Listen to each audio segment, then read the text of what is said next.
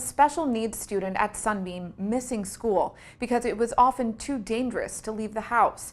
His family couldn't afford a proper ramp to get him in and out of his home. And in Cleveland weather, that meant staying inside was sometimes the only option.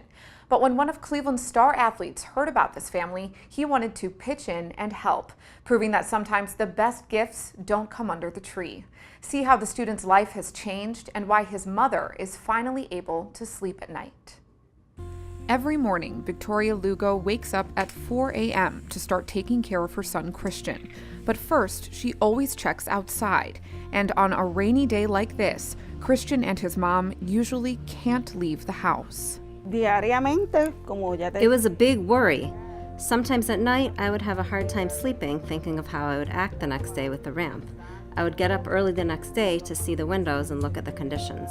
Their wooden ramp, essentially unstable slabs of plywood, was a constant concern. Wet weather made it slippery and downright dangerous. The problem was that being made of plywood, the wood would get frozen, and then it would just get slippery. Even I slipped and fell on it once.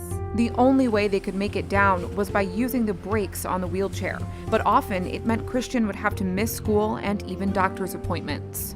It's crucial for him not to miss doctor's appointments. Christian was born with cerebral palsy, does not walk, he's nonverbal, he's blind and deaf. So he only responds to certain lights and certain sounds, really high-pitched sounds. So getting him to school is really our goal, just to have him participate in a community of learning. Juan Lopez has been working with the family for 8 years, helping out at school and trying to find the best resources for Christian and his mother. When Juan made a connection with Cleveland Indians pitcher Carlos Carrasco and his wife, it was the home run they've been waiting for. I told them about Christian's case and they were touched by it, and they decided to pay for his ramp and pretty much do that as a gift to the family. Their gift was installed soon after, a brand new, shiny ramp, a gift that will keep on giving. The Carrascos even went to the family's home and made a special visit to Christian's school. It's really special for us, help a lot of people, especially Christian.